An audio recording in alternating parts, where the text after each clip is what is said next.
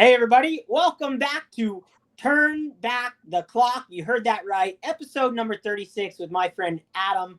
We took a little hiatus, things going on in our lives besides sports cards, and we just need a little break.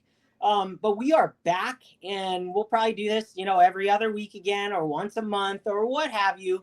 But I'm really excited. Adam, thanks for coming on. I'm really excited to talk to you about some baseball cards. Yeah, it's been a while since I got to talk with you about cards, so I'm looking forward to it. So what I have planned for tonight, we both have planned, but I came up with this idea. I really wanted to take a deep dive into Adam's collection. Now Adam's one of those guys. He's like me. We go all over the place, and I know a whole bunch of collections that he has formed over the years of knowing him as a friend, and the different directions that he's taken.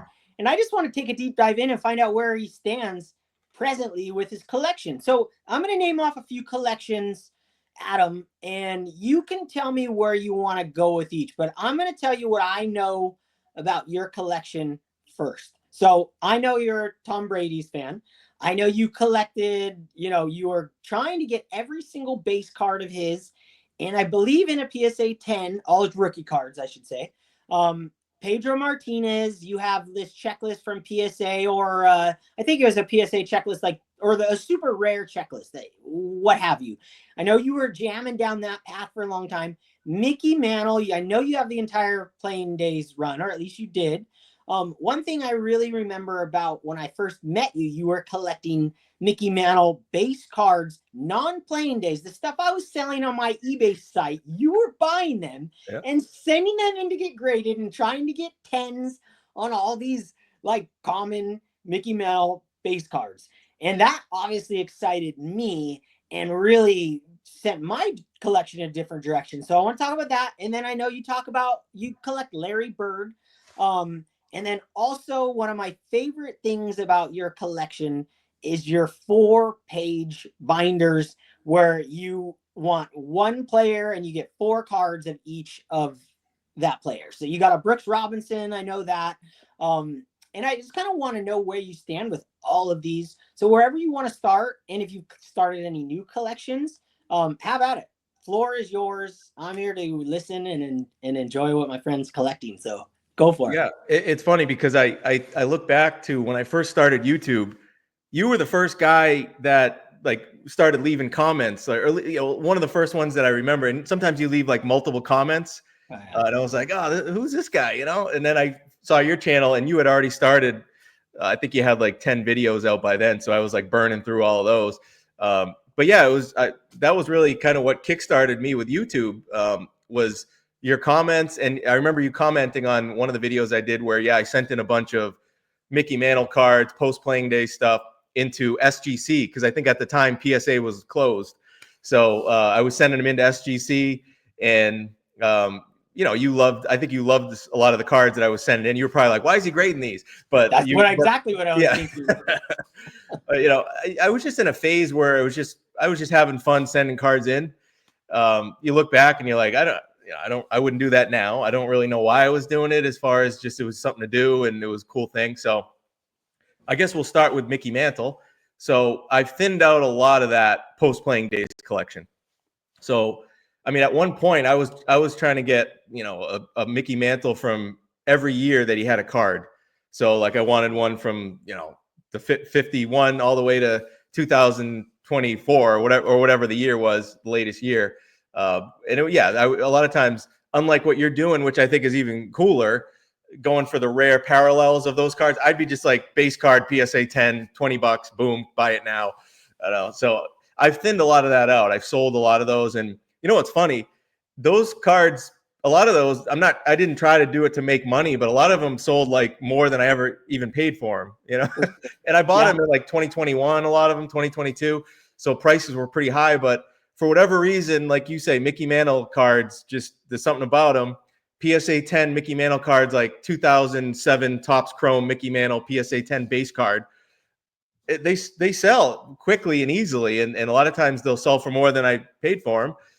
But yeah, I thinned a lot of that out because I think there's a lot of guys who do the Mantle Master set on the PSA registry.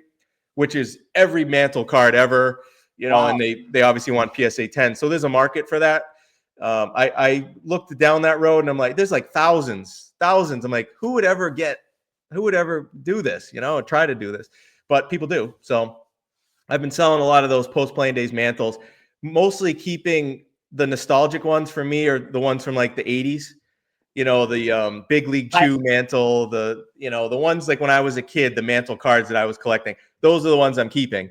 But the ones past that, past like the early 90s, I've sold pretty much all those off. Yeah. Like the high grade, I can see keeping the high grade ones, and then the Pacific, I can see you keeping the Pacific, of course, because that is very nostalgia. I love that, because Mantle is the king of the hobby. And my eBay store, I had thousands and thousands and thousands of cards listed, and I've told this story a million times. I over the 25 years of me selling on eBay, I realized that Mantle sells the best. So I was buying mass loads of Mickey Mantle base cards, thousands, huge giant collection. So I have probably 6,000 Mickey Mantles. Well, I took down almost all of my cards off of eBay except for Mickey Mantle and Willie Mays, like the non-playing day stuff. I took everything else down because he's the only guy I sell one a day. And I'm like, why would I was paying the size subscription. So every time I pull one out, when I sell it, I always think of you, and I go, this is the guy who was buying them from me. And that got me going down. Why wasn't I collecting these rare ones from those base ones? Because I love pulling them out and selling them, and I get to see them again, and knowing that there are rare ones and refractors is just awesome. So those ones you diluted that, you kept a few. Yep. What about your vintage Mantle? Are you keeping all those at the moment? Yeah, it would be tough to sell some of those. I know someday I'm gonna have to sell. I mean, definitely someday. It could be 20 years from now or 30 years, whatever, God willing. Where I know, no one keeps all their cards forever. So there'll be a day. Maybe I'll want to keep some just to give the kids, like, hey, you can remember me by this card that I like to collect Mickey Mantle cards type thing. But there's no delusion that I'm ever going to keep all the cards, the Mantle cards I have now. But the question then becomes, do I wait for the big sell-off down the road, or, it's entered my mind. The thoughts entered my mind, like the 52 Topps Mantle card I got. There's a lot of money tied up in that card. So I don't see myself selling the 52 Topps and the 51 Bowman rookie. But part of me is like, I go back and forth. Like, if I had to sell one of them, which one would it be? I haven't sold any. I still got the complete run, all his combo cards. Man, I got all the mainstream stuff and some of the rare food issue stuff. But part of me thinks, if I sold some of the mainstream run, I could do a lot of damage with, like, get a dandy, get some of these other like food or rare Mantle cards. I could probably do pretty well in that area if I sold off some of the mainstream stuff. But it's hard. It's hard to think about. I haven't done any of that. So I still got the full run, and, it's on the PSA registry, not the PSA cares. They've never even sent me like a certificate of saying good job or anything. Nothing. That no one cares. So they should be highlighting collectors every day on Instagram. Yeah. Random collectors. How hard is that? Look at this, guys. This is so and so. Yeah, that's just. It's not why I did it for years. Yeah, I didn't do it for like recognition from PSA, but part of me looks at it and like, I got the whole damn run of Mickey Mantle and PSA. I know other people have done it, but not that many on the registry, and literally nothing, not even an email saying, hey, great job, man. It's so like crazy. And then I see these other ones that are like, oh, he did the the 98 refractor set, and they have like award dinners for these guys and stuff like that. I'm like, what the hell? Whatever. I'll make it on there before you. Yeah. Well, I guess I'd have to do it first, but yeah. But it's just funny. But yeah, I got the whole run. That's probably the highlight of my collection is the Mickey Mantle cards, I would say, overall. So yeah, I mean, I've kind of put it on pause. I haven't bought a Mickey Mantle vintage card in quite a while. I just kind of completed that run, so to speak. But it's just kind of where it's at right now. If I do get any more, it'll probably be more of like, the like I said, the dandies, or I got my eyes on a few of those, but they're expensive. So I'm trying to not spend any extra money right now. Let me ask a few more questions about your Yeah. Mantle. So why do you think you're going to have to sell that one day? You're pretty adamant the fact that one day you're not delusion, you're going to have to sell it, but why? I mean, do you just, I mean, you still have your job, you still work, you still make money. I don't think you're doing this for investment's sake. You're doing this because you really enjoy it. And of course, we both talk about money being involved in this. It's huge money. But if you don't have to sell them, I guess, yeah, why does it cross your brain besides the fact that maybe you could trade for other ones? But those are like, to me, dandy, like all those ones, nothing compares to having a 52 and a 51, like in my nostalgia brain anyways.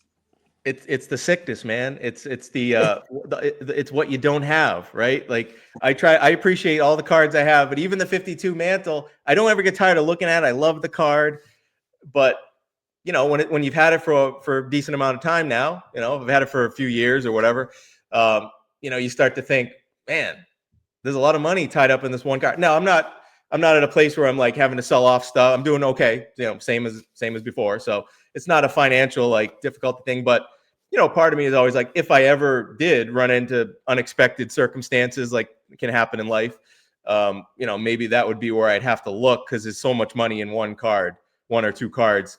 And it would just be quick and easy to sell if I had to. I hope I don't ever have to. I guess it motivates me. It motivates me to work harder at my job, to be like, man, the further I can get away financially from having to ever have to sell these cards, the better. So it is a motivating factor to be able to keep them.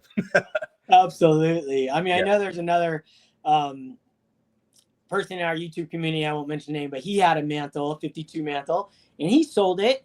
And he used all that money to buy so much more. So there is a sense in one card holding so much value that it's almost kind of sickening, because you're like, dude, you could buy 40 $1,000 cards.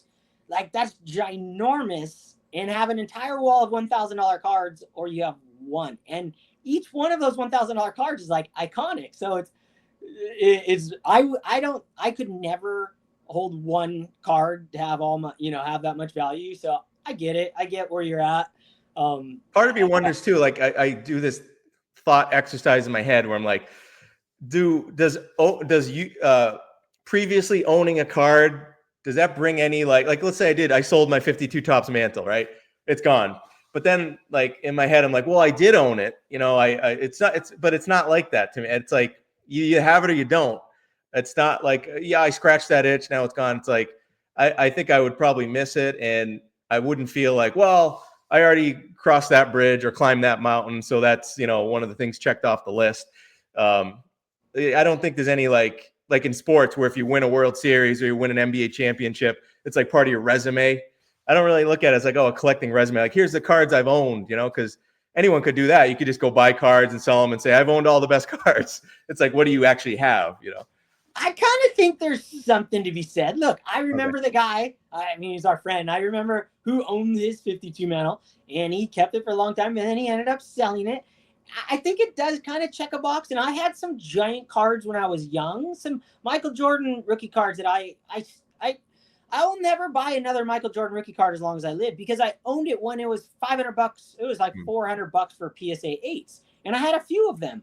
I kept them for years, and then they tripled in value, and I sold them because I was scared that baseball cards, sports cards were going to be worthless one day. I went through a time where I just kind of I was trying to buy a house, and it's like, dude, you had all this money in there. I'm like, man, do I really feel that confident that these going to hold their value? But I would never go back and buy that card again. But I do have a checklist in my head. I had that card. I had a lot of big cards in my day, and I do remember those. And I think to me, I had Michael Jordan rookie cards in my safe for years. So I think there's something to be said for that, for sure. You're not going out and buying one and selling it. That's ridiculous. That's a dealer, but right. So maybe I feel a little better than if I ever did that. Yeah, I'll give you props. I take a picture. I take a picture with the card, and if I ever sold it, I could put at least a picture of me with the card up on like my wall or something. Dude, to this day, I know I have pictures of some of my big ones that I sold off. And I always I'll stumble across some sometimes. I'm like, oh my gosh, yeah, I knew I had that card. Yep. All right. So Mickey Mantle, let's move on to, I really want to hear about your Pedro Martinez collection in particular, because you've really went down that rabbit hole really deep. Are you still in it?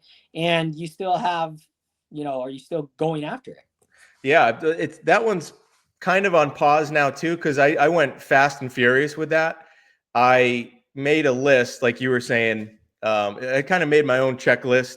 It was about 30 cards from the 90s to early 90s to early 2000s that I kind of looked at and said, all right, this is his 30 best cards. And man, I looked at it, I was like, oh, maybe I'll get like one every 6 months or and then I mentioned before, and it was weird because like when I was looking at some of these cards, like I never saw them. I'm like, where are these cards? It's Pedro Martinez, like I'm a fan, but I know he's not Mickey Mantle in the hobby, and he's a pitcher. So, but it was just like, where are all these cards that I'm looking for? I haven't seen them. Like less of his cards I've seen to comparable players like Randy Johnson, Greg Maddux. Like I've seen more of their PMGs and the same type of cards. And I was like, for a while, I'm like, what's going on with this? Where are they? And then literally it turned out one guy had them all. And he passed away. Its last name was Roth, and people refer to it as the Roth collection. And he had not literally all, but he had like, let's say there's a parallel where there's 24 or 25 of them that exist. He had like 5, so he had 25% of all the cards. And it was just a guy who bought these cards pennies on the dollar back throughout the last 20 years and amassed that collection. And his whole collection came for sale at once. So I was scrambling and I got as many as I could, and that's kind of why I'm on pause right now with spending any extra money in the hobby. Any money I spend on cards, it's from cards that I sell. So I'm not really, whatever the value of my collection is, whatever I got in cards, I'm not increasing that right now. And really for the near future. So I've been selling a lot, but yeah, it all started with this one. I said, if I'm going to do this, I'm going to go after what I consider, it's not his rarest card, but it's like his best card. So it's the 98 PMG, 1998 Metal Universe PMG, and it's numbered out of 50 here. Was that from Roth? No, I got it before the Roth collection came up for sale, and it was in a trade. It was a really good trade I made where there was another Pedro super collector who literally, like the only card he was missing of all like Pedro's really, really high-end cards was a 1999 Essential Credentials that was numbered to 23. And it was like the one he could never get, and he had them all. He had 2 of these. He had 2 of the PMGs. So I just happened to be able to randomly find it on Instagram. So I bought that one, and honestly, I didn't really love the card, but I bought it because I knew it was out of 23 and I'm like, Essentials Credentials. And then a couple months later, I was messaging with this guy and I was like, hey, do you need any Essential Credentials? He's like, only one. And I'm like, well, that's the one I got. And he said, he thought I was joking. He's like, really? Because this was like the one he just couldn't track down for years. And I was like, all right, well, I'll trade it for one of your PMGs. And we did it straight up. And, looking back, this one's I probably financially made out on the deal, but he had 2 of these. So if on his perspective, he traded one, he still has one, and then he put in his missing piece in his collection. So this is what kind of started out. Once I got this one, I was thinking, all right, the other ones, there might be some rarer ones, but this one's really got the demand, like the PMG. And this is his first PMG. Baseball only has 98 and 99, unlike basketball and football, which has ones in 97. Basketball, football have 3 years of PMGs, and baseball only has 2. So this is like his rookie PMG, big card, and for any Hall of Fame player or really any player, the PMG. So I got that one, and then boom, I must have got. I think I probably got 25 out of the 30 cards on my list within a year. So, dude, that's the best part, Adam. Me and you do the collecting like a lot alike on that sense. When I go down a new path and I'm committed to it, I jump in full steam ahead, like all systems go, just so I have it forces me to stay on that path too. Cause I'm like, okay, I got a bunch. Now I'm in. Now my collection is not one card, not one a year. It's like now you're in it, and now you can kind of sit back and be like, okay, I'm good with my 20 Pedros, and the last 7 could take me another 10 years to finish. Yeah. That's how I go about my collections too. Once I'm committed, I'm in, and I don't turn back. Like it's like, boom. Yeah, and looking back, I probably could have been a little more patient, but at the time, this was the first time I saw like that. Although 30 cards, I thought, like I said, maybe I get 1 per year or 1 or 2 per year for the next like 20 years, right? Yeah. And then I'd eventually have them all. So I think I spent my lifetime Pedro Martinez card budget in 1 year. So that's what I did. I went fast and furious, and now, if a 96 select certified mirror gold pops up, I'll make a big push for that one. But other than that one, really, I got all the ones I wanted.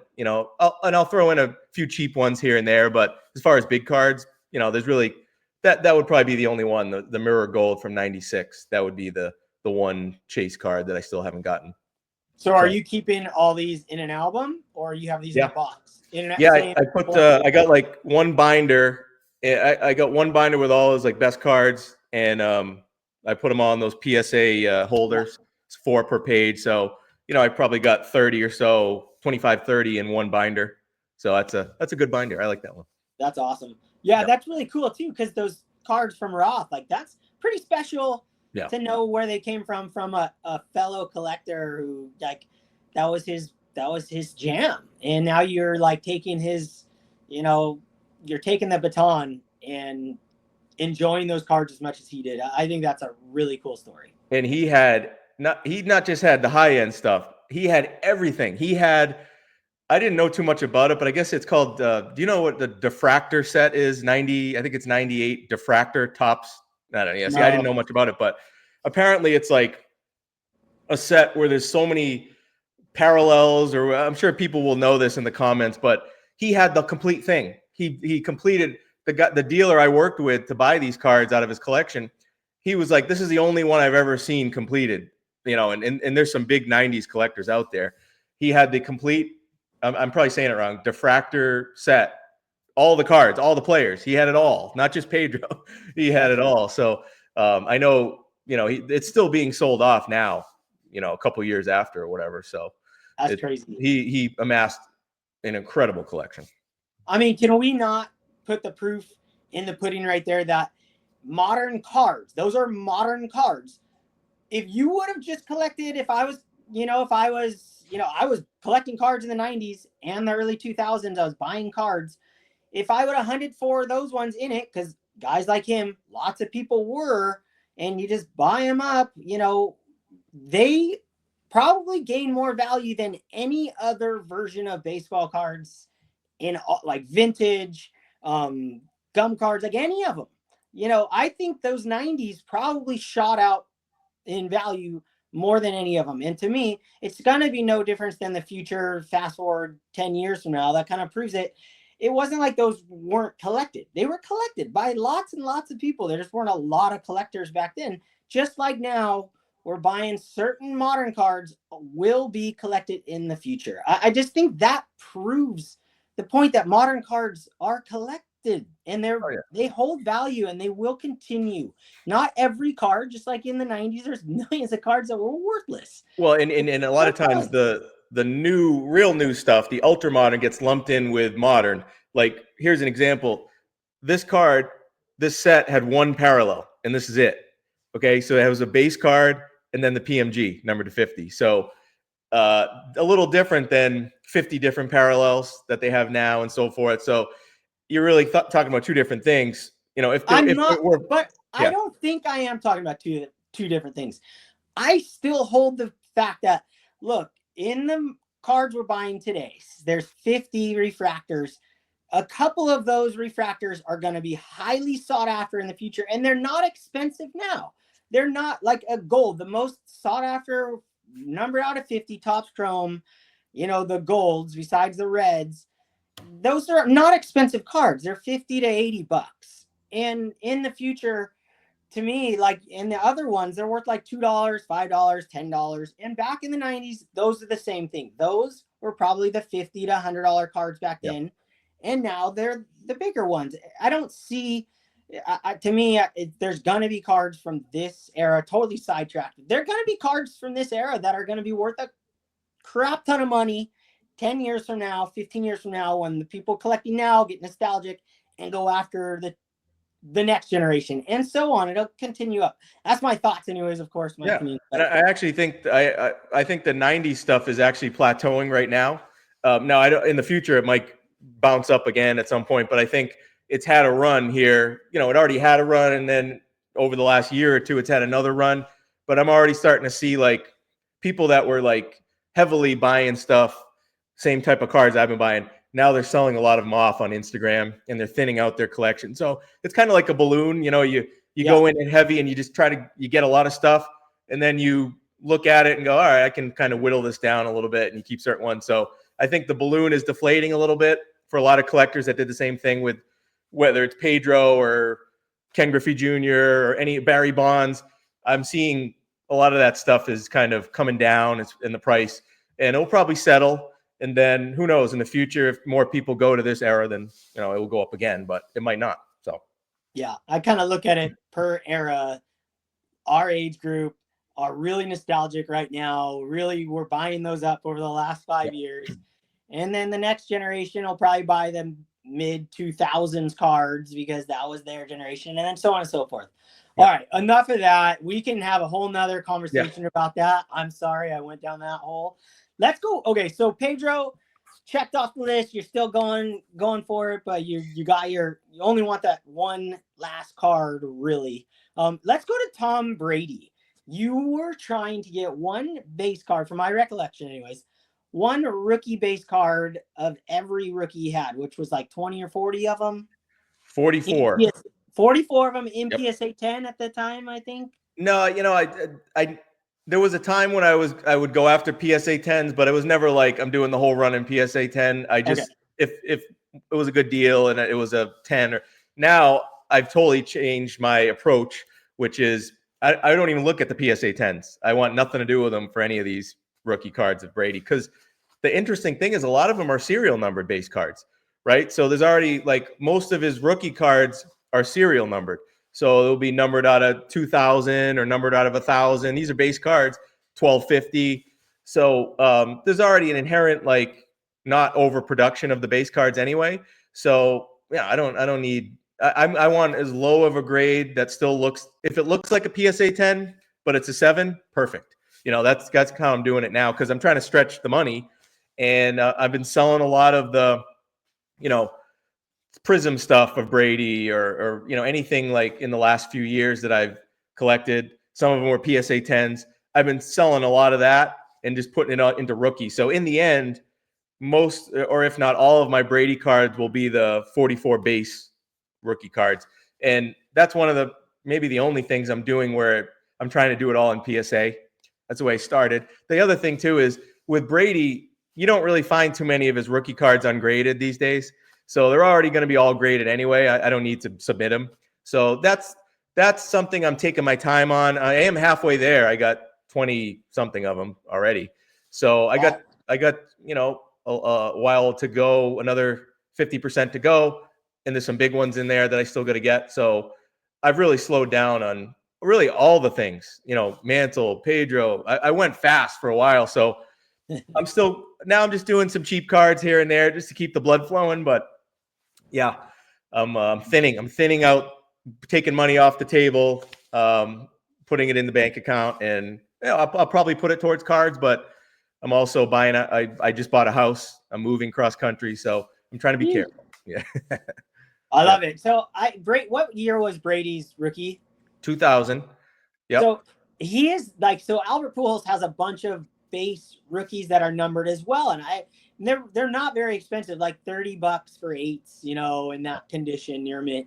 I find it really awesome. Like, why would I need that card in a 10 for $1,000 when you could buy it? It's still there's only 1,000 or 2,000 of them, so it doesn't take that many people to make that card become valuable. And how much less risk do you have buying a car for $30 or an 8 rather than $1,000? There's just so much more risk on the table for those ones, and this, like you said, the scarcity is built in. I love that. Yeah, the early 2000s were fun because there's, for Albert Pujols, same thing. There's so many different rookies, and they're not, a lot of them are numbered. It's really fun. So Yeah, and a lot of the guys now, they might have a similar amount of products. Like maybe Patrick Mahomes might be more, but maybe let's say it's around 50 products of his rookie cards.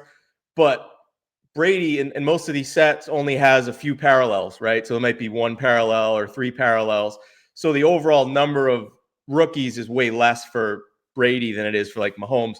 Mahomes, there's probably 50 parallels in one set, rather than. it's crazy. Yeah. So it's a lot different. But I think especially if you're going to collect a guy like Brady, who's considered the best quarterback ever, I think you got to. There's so many cards. He played for so long. He played for 24 years, 23 years, whatever it was. That you got to pick a lane. So my lane was like, what do I really like the most of all his cards? I like and the story of how he was a 6th-round draft pick and he was an underdog and wasn't expected to be anything. And the cards that came out in 2000, I just picture people opening packs from 2000. Who's this guy? Tom Brady, like tossing it aside. It wasn't like Peyton Manning where they were looking for his card. No one was looking for Tom Brady cards in 2000, which for me is kind of cool. So that's real. I'm putting all the chips into his rookie cards. I'm going to keep a few of my, favorite, maybe a handful of my favorite, like non-rookie cards of his. But in the end, it's just going to be in that rookie card thing. None of them are like, I could probably get all of them right now if I had the money. None of them are like super rare because they're base cards. They're all, you can pretty much get all of them. But it's just, I think once I put it all together and have all of them in one binder or one whatever, that's going to be cool. Just the totality of the whole thing, Yeah, that'll be awesome. Yeah. All right. So Tom Brady still on the table. I love it. Okay. The next one I want to hit with you, I'm going to save the one that I think is probably your favorite for last. Maybe besides Mantle, but maybe probably equal to the 4 cards of certain players. I thought it was a genius idea. And for me, I'm using that to an extent within my albums because 4 cards, if you guys don't know, there's 4 graded cards fit on one page of binders for graded cards. Whatever binders you use, it's mainly 4 cards per page. And I use them and Adam uses them. And he came up with a plan because he wanted to collect guys like Willie Mays and Clemente and Musial and just all the guys that he wants to collect.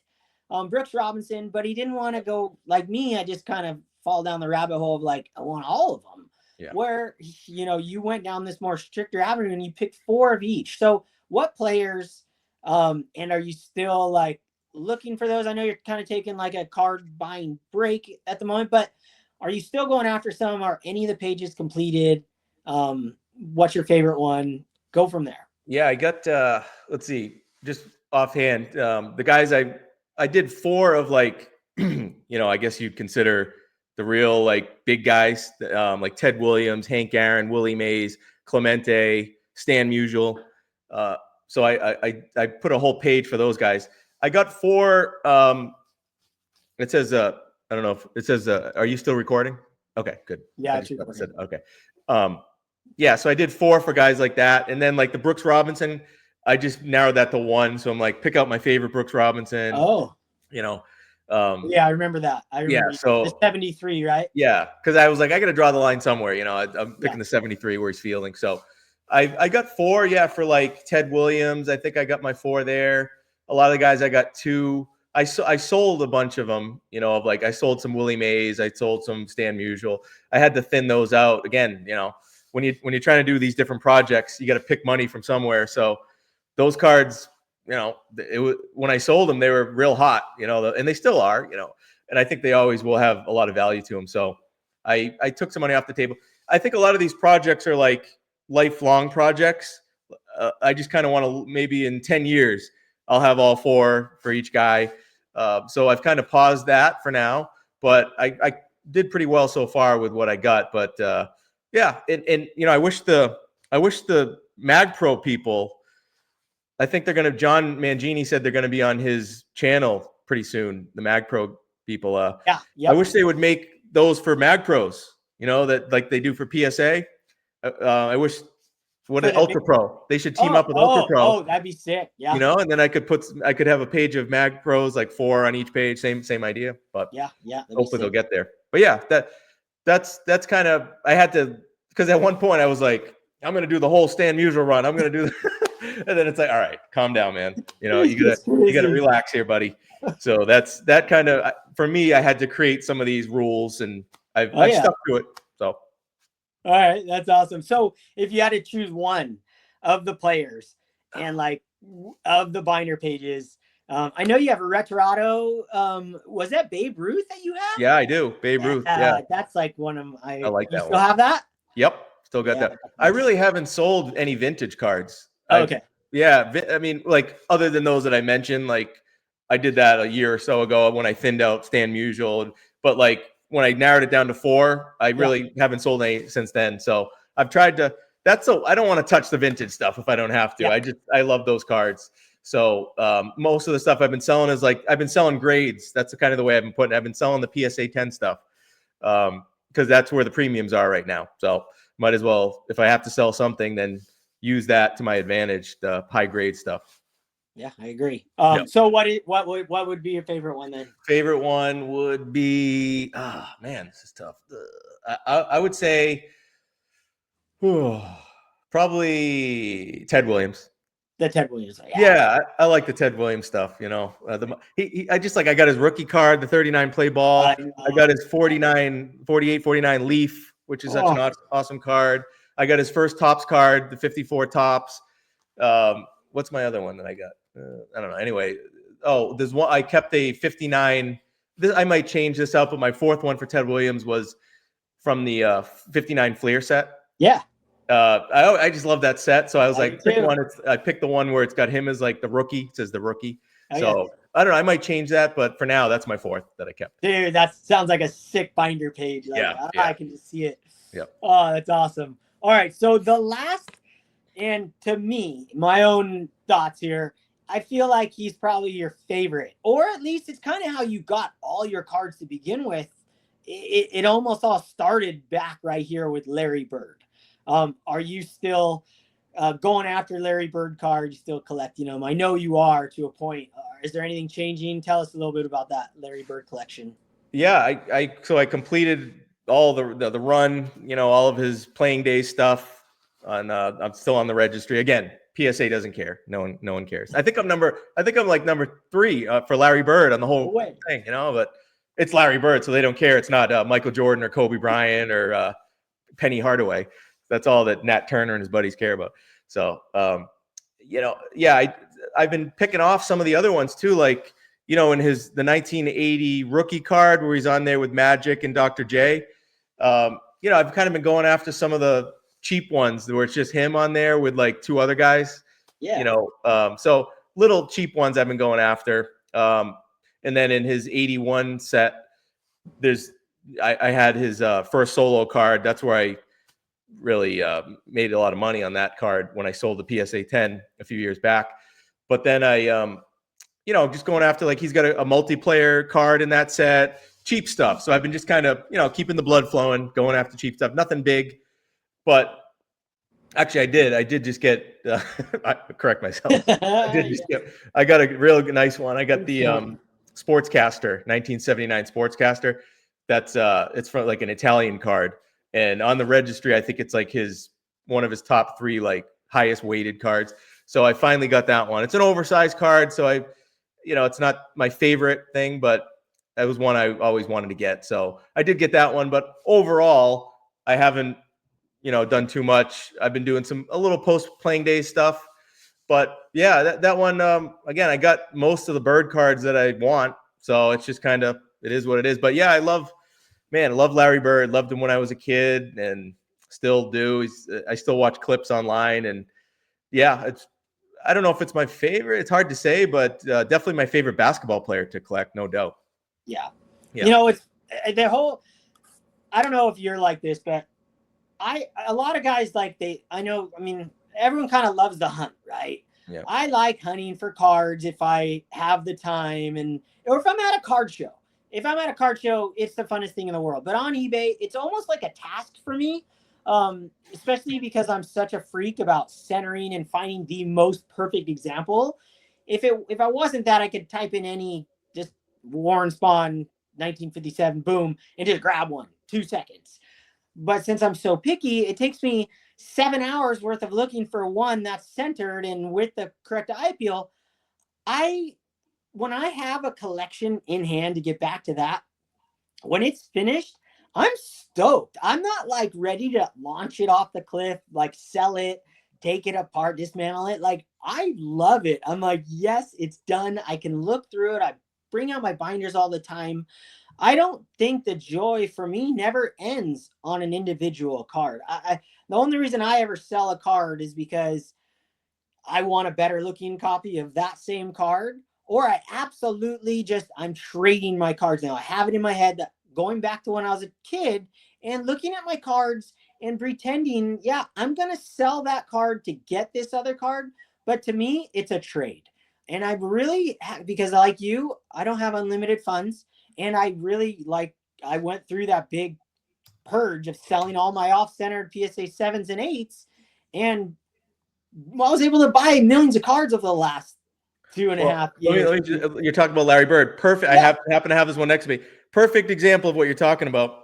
Now, I have his 86 Fleer in a PSA 10. Just like I had the 81 that I sold. I had the 86. I still do. I was gonna sell it back in 2021 because it was worth like $10,000. Oh my gosh. And for whatever reason, I just didn't pull the trigger. And now I don't know. It's still like probably, I don't know, $3,000 or something crazy. But it's off-centered. I have a 10 that's off-centered. Okay. So what I did, this is a preemptive strike that I'm making here because I am going to sell that 10 at some point. I don't know when, but I'm going to. And I already got my replacement, a dead centered PSA 7, literally dead centered. Dude. It looks better than the 10. And it was like, I think I paid like $50 for it instead of thousands. So, I mean, and the back looks great too. I have no idea. Again, you never know why it gets a 7. But my 10 doesn't look as good. My 10's left to right, probably like 65, 35. Like their max, yeah? Or Yeah. even more. Yeah, Wow. it even feels like more than the max, but because it was great a long time ago. But I bought this one, and then at some point, I'll sell that 10, and I'll still have the card. So and a better looking example of that card. Yep. Dude. Yep. No more collecting the number. Yeah. We're looking at the cards now. I mean, that's what I do now. I mean, I looked at the cards then too, but now it's just so much more special when a card arrives. There's so much more involved in each pickup.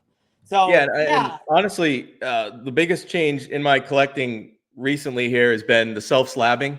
I mean, let's see it. Like the example like this, right?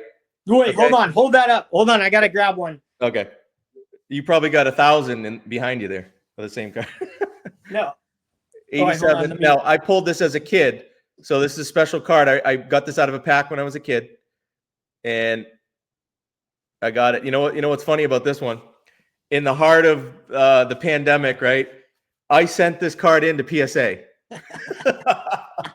And I think it was the first card I submitted to PSA. Like, I don't know if it was ever, but it had been a long time since I sent one in. And then like the craze was going on, and like I don't know what PSA 10s were going of this card, but it was going for a lot at one point, believe it or not.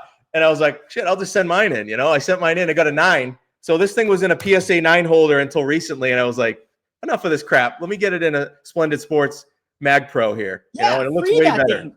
That card means something. You had this since you were a kid. Yeah, and so that's the type of thing I get a lot of joy out of, just putting cards in my own slabs. Like I don't know, like a lot of these cards. Shit, I mean, this card, I just got this one. I wanted this card for a while. This is a David Cohn Metal Universe base card, but it's got the Twin Towers behind him. Oh wow! From 1998. Wow. And just bought it off eBay and put it in my own slab, and that's where it's gonna stay. I love it. It looks great, and it's a great card. So that's that's the most fun to me right now. Doing the self-slabbing thing is so much more fun than submitting cards to PSA. So much more fun. So much more, dude. So the story about your Bo Jackson, I had a friend over here, my buddy Josh. We were drinking and opening packs of cards, and he brought a pack over of 87, and we pulled the Bo Jackson. And so I put this in a slab just so I gotta still have to make the label, but I have a stack of them that I put them in here, and then I make the labels.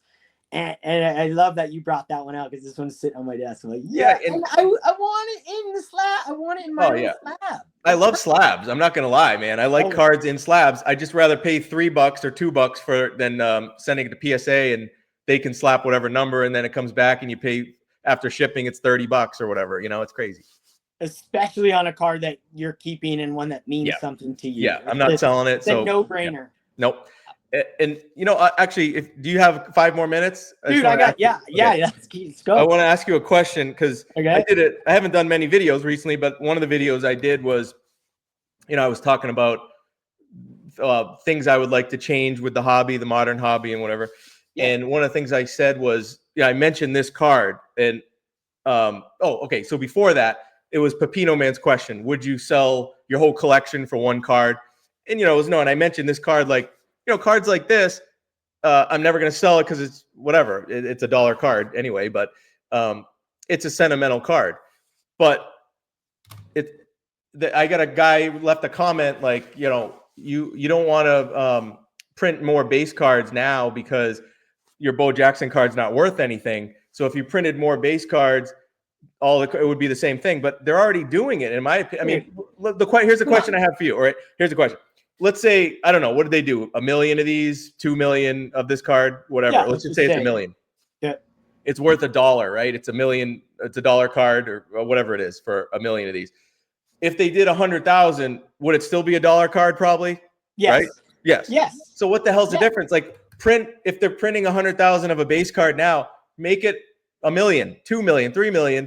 It's still going to be worth the same amount of money if that's the way you're looking at it. Like once you get to a certain point, it's going to be not worth any money, right? Like whether it's 50,000 or 100,000, I don't know what the number is, but once you keep going up, it doesn't go like down further. It's already not worth anything. So I think they should just do less parallels and more base cards. But I just wanted to say that, and obviously that guy totally didn't understand what I was trying to say with sentimental cards. I don't like the card because it's worth a lot of money. It isn't. I don't care. It's sentimental.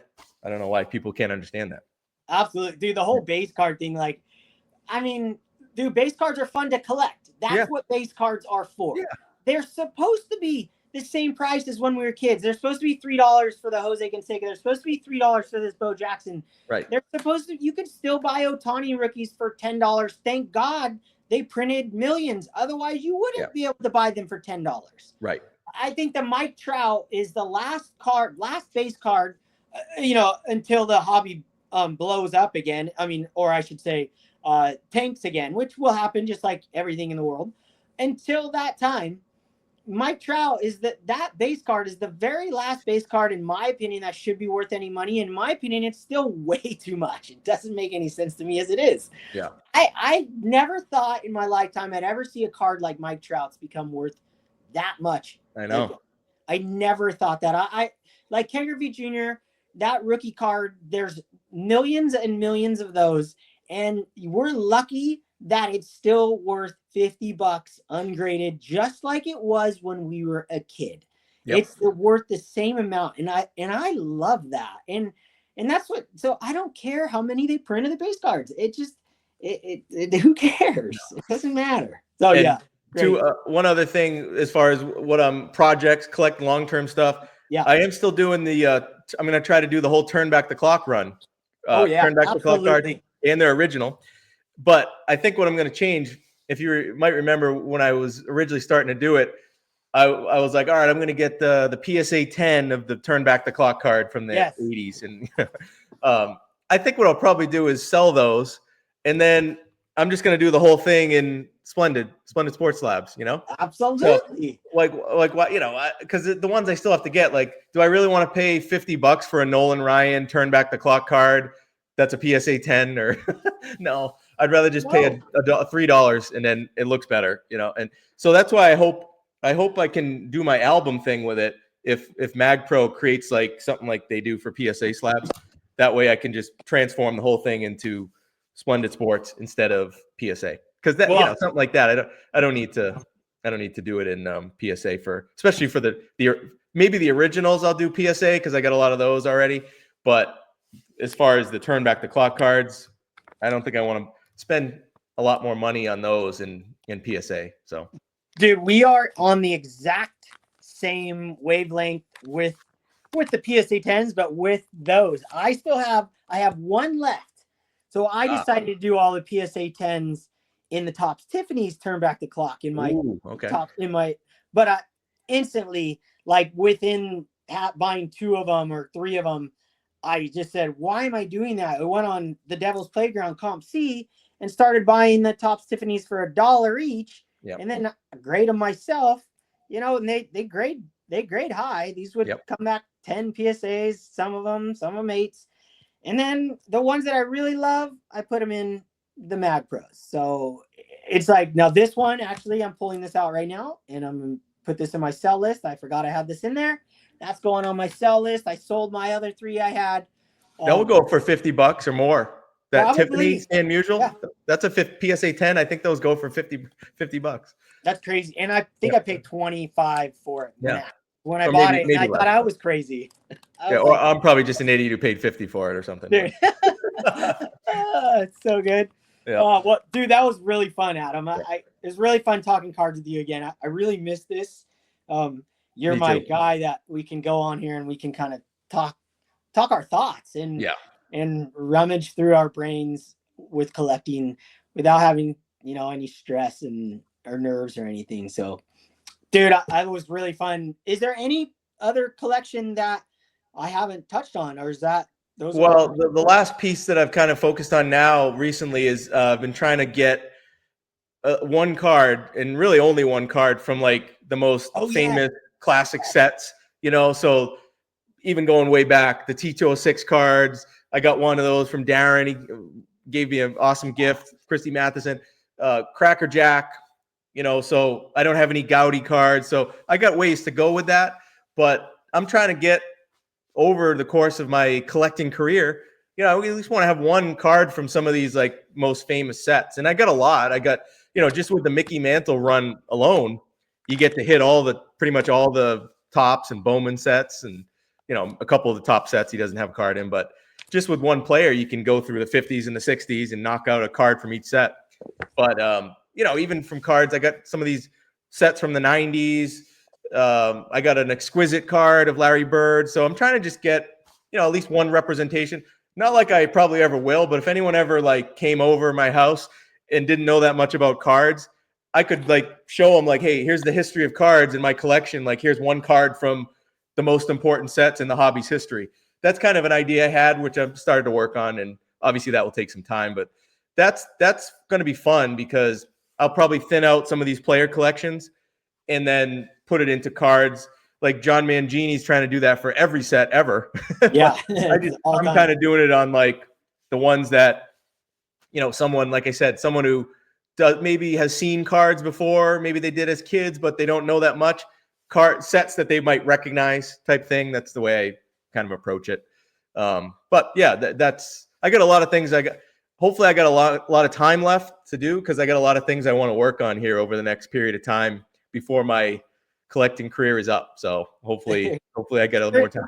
Hey, the older we get, the deeper the career becomes. The more we're sitting on the inside, and the slower we get on our movements outside, the more. I mean, if I've done it at this period of my life, I've gone, you know, as I get older, I should even have more bandwidth for the hobby and collecting and so forth. So exactly. Yeah. So there'll be a lot. I'm sure it's like anything. I'm sure 10 years from now, I'll look back and be like, what the hell was I doing that for? You know, things change. But right now, I think right now, to kind of close it out, I think right now I have the clearest vision of what I want to do with collecting cards that I've ever had in my life. Right now, I feel like very confident on where I want to go. There's things preventing me, like money and all that stuff, and some cards not being available. but that's okay because I'll have time to do that. But I feel very good about where I want to go with the collection right now. And I couldn't have always said that, at the time. I always felt kind of confused on what I wanted to do and how do I want to collect this player or what do I want my collection to be. Now I'm very confident. I think it's just over the last few years, I've put so much time into this YouTube and everything. And, now I got a lot more knowledge and experience with it. So, well, that collection, I'm copying it 100%. When you announced you're going to do that collection, 1 card from every iconic set, blew my mind. Go, yes, I have to have that. Second, I feel exactly the same way as you as far as my collection is. I've never felt so deeply about my collection and how everything, I know exactly what I'm going for. I know it's random, but it isn't random. Every card fits a perfect piece in my collection. It's whereas before YouTube, before I even knew anything about baseball cards, minus the fact that I just loved buying vintage baseball cards, I just buy cards because I just loved them. Just buy them here, buy them there. I never thought about a player run, never thought about this or that or anything like that ever. And now it took me 3 years of being on YouTube to create these albums, to like fine tune my albums and finally nail down exactly where I want to go. And I'm okay with starting a new collection, but if I do, I have to make sure I love it and I'll keep it for a long time. So man, just fantastic, Adam. Next one, we're just gonna keep diving deeper into collecting and how much fun it's been. So, looking forward to it. That was a blast. Thanks to everybody for watching. And till next time, be inspired. Don't be influenced. And what we talk about are our opinions. And go about collecting that makes the most sense for you and you have the most fun. Thanks, Adam. Good to see you again. You too, man. Okay, later.